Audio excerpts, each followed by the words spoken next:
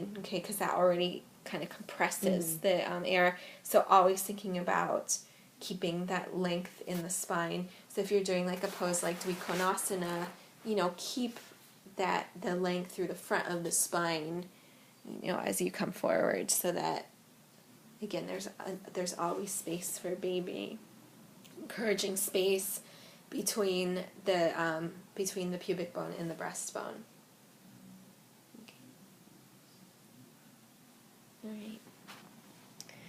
The digestive system. Okay, so digestive system is also affected by the softening of smooth muscles around the digestive tract. The muscle tone is reduced. Food can pass more slowly from the esophagus to the stomach, the small and large intestines to the rectum. The stomach is going to work slower. Digestion slows down. Okay, constipation is really common with pregnancy. So really kind of gentle open twists are going to help with this. The squats are going to help with this. So like Vayu Nishkashana can be helpful. What else? Namaskarasan. Yeah, Namaskarasan. That would be a nice one.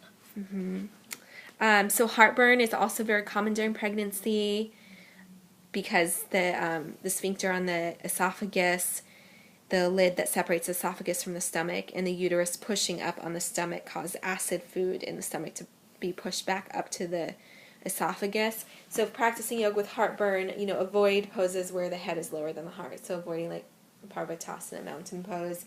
But then at the same time, Tadasana, where your arms can be taken up above, creating that space between the rib cage and the abdomen can be helpful for the heartburn.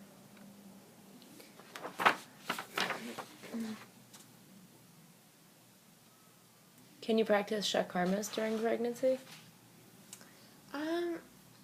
Neti would be fine.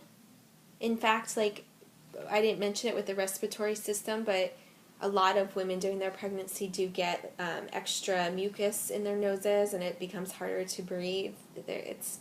So Neti would be fine. I don't really know, but I don't think so. I don't think doing like Kujal or doing Lagu is recommended during pregnancy.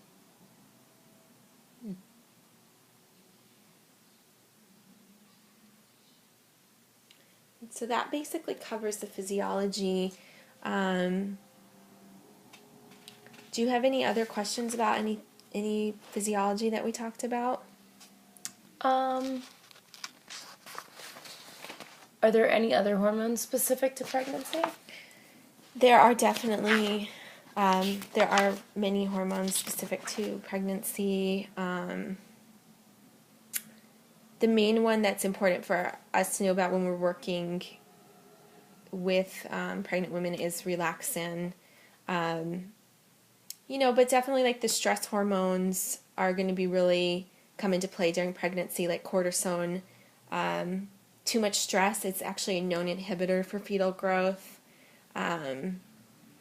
So can be emotions, play a large role in the amount of cortisol that's released into the bloodstream.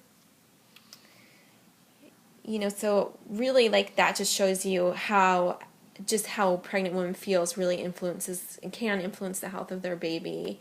So again, that's, some of the work we do with our pranayamas and meditations that really encourage relaxation.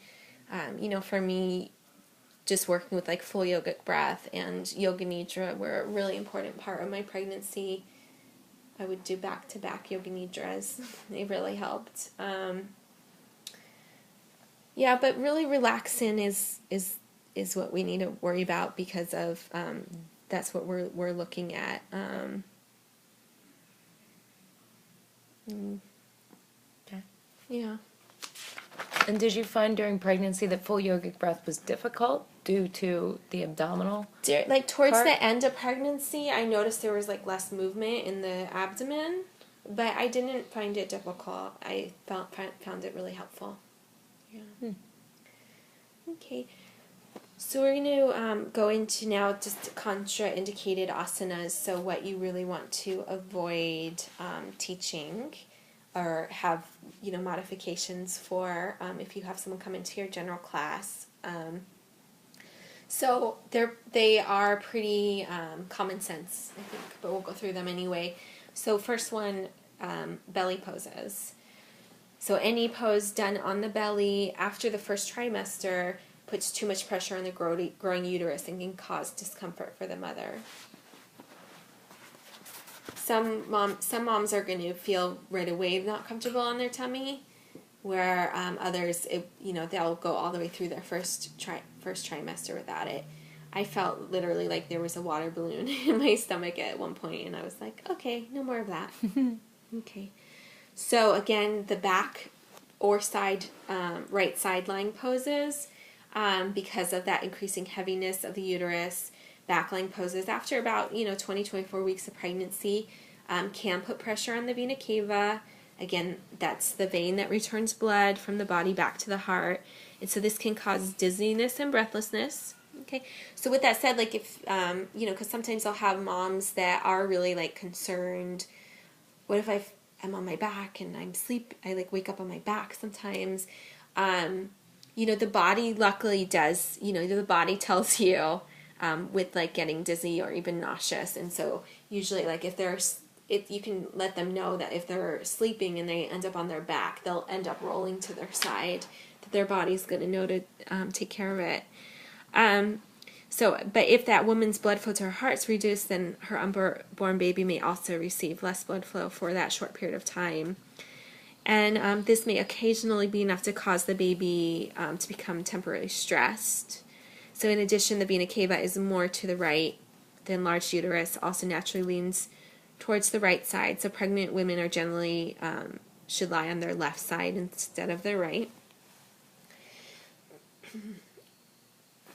And then deep back bends. Okay, so this can place too much strain on an already stretched abdominal muscles.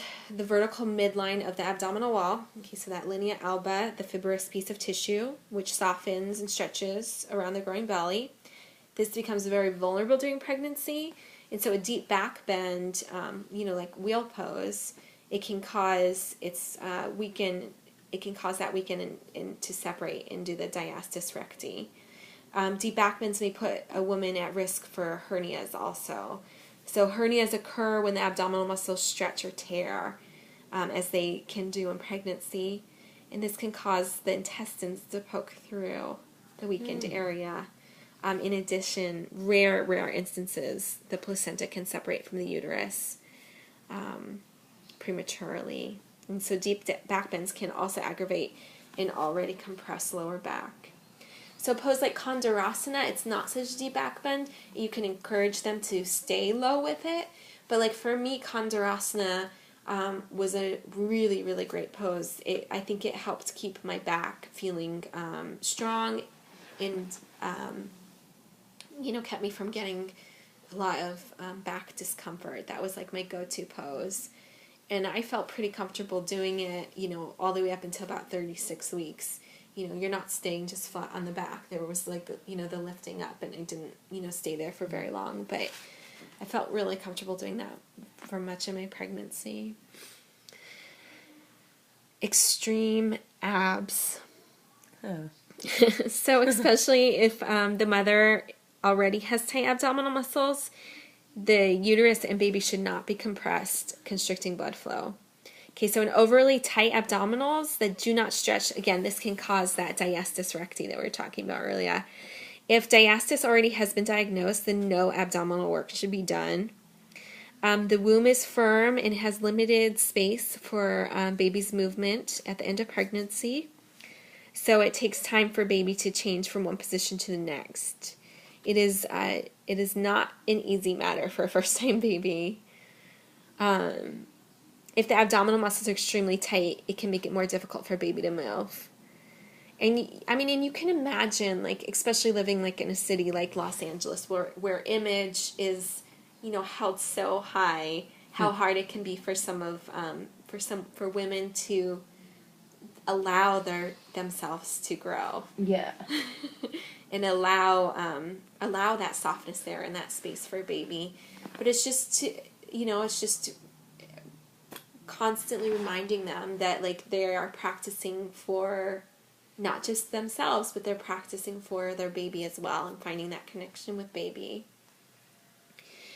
So the next contraindicated asana would be really deep twists. So again, you don't want to put that too much compression on the uterus. Also twist where the foot crosses over the opposite leg. So like what, Macharyasana? Is that one of our poses? Or Ardha Matsyendrasana. Yeah, so Ardha Matsyendrasana. That there's just not enough space for belly. So this can cause, the pelvic to tuck and her to lean back, maybe taking like space away. Marawakrasana. Yeah, Marawakrasana would be an awesome variation. That's a great idea. Yeah, because it's not, because twists can help, they can help with the digestion. But those deep twists, a lot of it, it's about, letting go. It's like about kind of clearing out. So you want to always maintain space. Advanced inversions. Okay, so advanced inversions, they create the risk of falling. If there's a possibility of blood being diverted away from in addition, there is a possibility of blood being diverted away from the uterus. So also inversions can place a lot of strain on the uterine ligaments that attach to the pelvic floor. Overstretching them makes them less stable. But then oppose, a modification of, let's say, the Viparit Karani, with the legs up at the wall, maybe something under the hips so that they're not completely flat on the back. That can be really, really relieving to, like, edema, for the cardiovascular system if they have a lot of swelling. It can be very relaxing for the body. And then advanced pranayama techniques. So practices, like Bhastrika or Kapalabhati, unless you have a student that's really advanced, practiced it all the way through and kind of knows how to maneuver, I wouldn't recommend it. Breath retention. Yeah, breath retention, absolutely not. No kumbhak. Doing like alternative nostril breathing if there's not too much stuffiness. Really anything that requires breath retention or rapid inhalations and exhalations should be avoided. And then doing hot yoga. Okay, so heating the space. Overheating has been associated with birth defects. So it's safe to avoid overheating, especially in the first trimester when the baby's developing. Signs of overheating include clammy hands, hot cold flashes. Sweating is not a good indicator necessarily for overheating. But really just, again, encouraging that woman to really listen to herself, be willing to take the breaks, get water if she needs it, and not have to do everything. So those are the basic contraindicated asanas. There's contraindicated asanas for specific conditions. So if you have a student that is complaining of a lot of pubic bone discomfort, you want to avoid the wide leg position. So something like Chaki Chalanasana, maybe having the legs in a little bit closer, not as wide as possible. Because, again, the wider the legs, the spreading of the legs can aggravate and pull apart the pubic symphysis. If there's pain in the lower back and the SI joint, then avoiding deep forward bends and hip openers. What hip openers do we have? I'm thinking of thread the needle or pigeon pose.